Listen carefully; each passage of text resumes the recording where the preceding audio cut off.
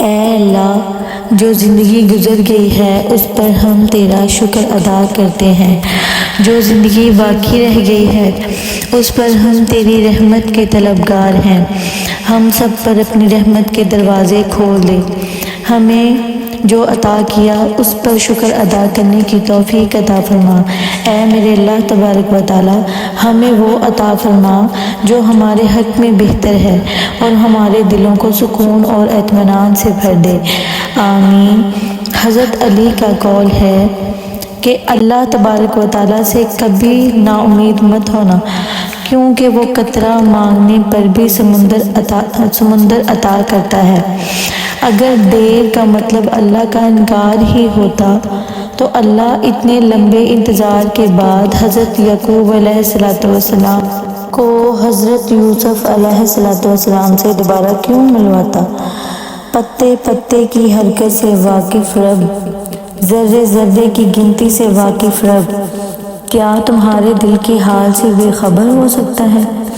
اس وسیع آسمان پر اڑتے پرندوں کے جھنڈ، جنہیں تمہاری نظریں بھی پوری طرح دیکھ نہ سکیں، ان سب کو ہر لمحہ تھامنے والا رب، کیا تمہیں گرتا ہوا، روتا ہوا، تڑپتا ہوا تکلیف میں چھوڑ سکتا ہے؟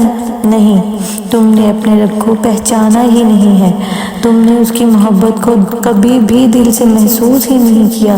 اگر تم اس کی محبت کو محسوس کر لو تو تمہاری آنکھیں ہر وقت اس کے عشق میں نم رہیں گی، تمہارا سخت دل اس کی محبت کے لمس سے پگھل جائے گا اور تمہاری روح ایک ایسا سکون پائے گی جو دنیا کی کسی شے سے حاصل نہیں ہو سکتا۔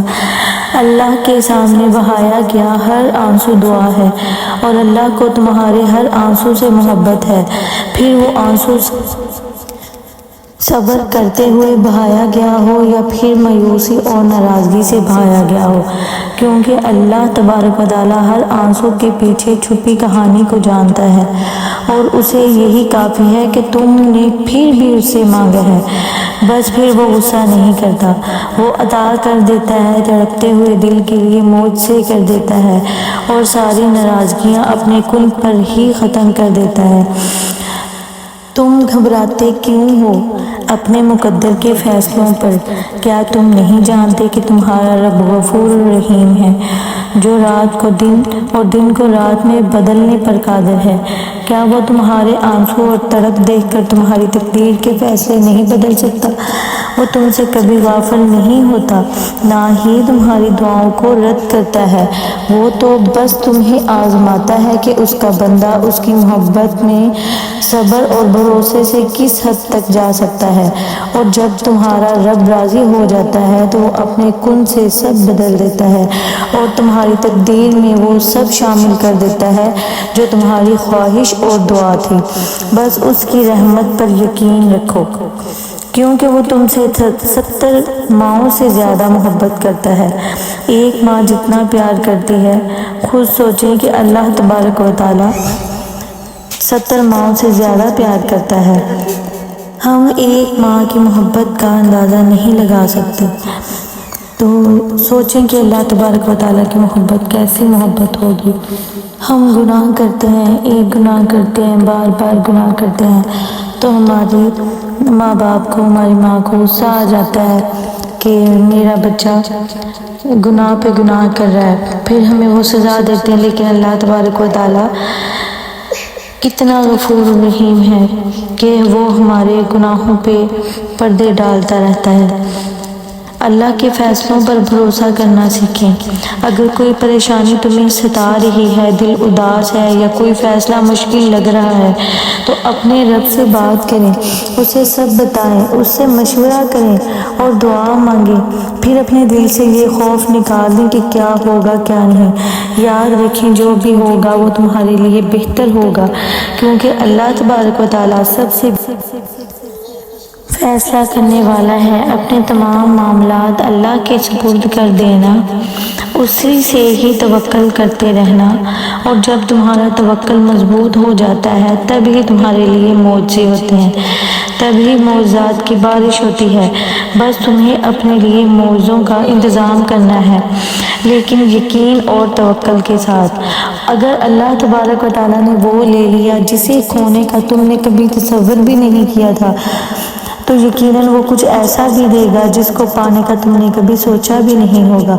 بس تم صبر کرو، اپنے رب پر بھروسہ رکھو اور اس کے فیصلوں کو دل سے قبول کرو، کیونکہ وہ تمہارے لیے ہمیشہ بہترین کا انتخاب کرتا ہے۔ جب اللہ تبارک و تعالیٰ انتظار کے ذریعے تمہیں آزماتا ہے تو یہ تمہارے ایمان کی مضبوطی کا امتحان ہوتا ہے۔ ایسے میں شیطان دعا پوری نہ ہونے کے وسوسے تمہارے دل میں ڈالنے کی کوشش کرتا ہے تاکہ تمہیں اللہ تبارک و تعالیٰ سے دور کر سکے، لیکن یاد رکھو تم نے صبر اور یقین کے ساتھ اللہ پر بھروسہ کرنا ہے، کیونکہ وہ تمہاری ہر دعا سنتا ہے اور بہترین وقت پر قبول کرتا ہے۔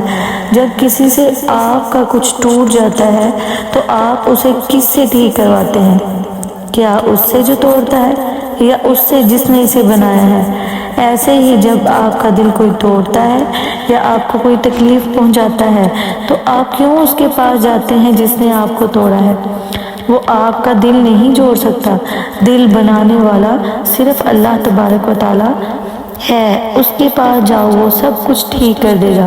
وہ تمہارے سارے زخم ایسے بھر دے گا جیسے کبھی تھے ہی نہیں، دل ایسے جوڑ دے گا جیسے کبھی ٹوٹا ہی نہیں۔ ایک دن تمہارے پاس وہ سب ہوگا جس کی تم نے امید کی تھی، جس کے لیے تم راتوں کو اٹھ اٹھ کر دعائیں مانگتے تھے۔ اللہ تمہیں وہ عطا کرے گا جو تمہاری تمنا ہے، کیونکہ تمہارا خلوص، صبر اور انتظار کبھی ضائع نہیں جاتا۔ بس یقین رکھو اللہ کے فیصلے ہمیشہ بہترین ہوتے ہیں اور وہ تمہاری دعاؤں کا جواب صحیح وقت پر ضرور دیتا ہے۔ ماں اپنے بچے کی ایک سسکی بھی برداشت نہیں کر پاتی، تو سوچو وہ اللہ جو تم سے 70 ماؤں سے زیادہ محبت کرتا ہے کیسے تمہاری پریشانیوں کو نظر انداز کر سکتا ہے۔ وہ تمہارے ہر آنسو، ہر دعا اور ہر فریاد کو سنتا ہے اور تمہارے حق میں جو بہتر ہوتا ہے وہی عطا کرتا ہے۔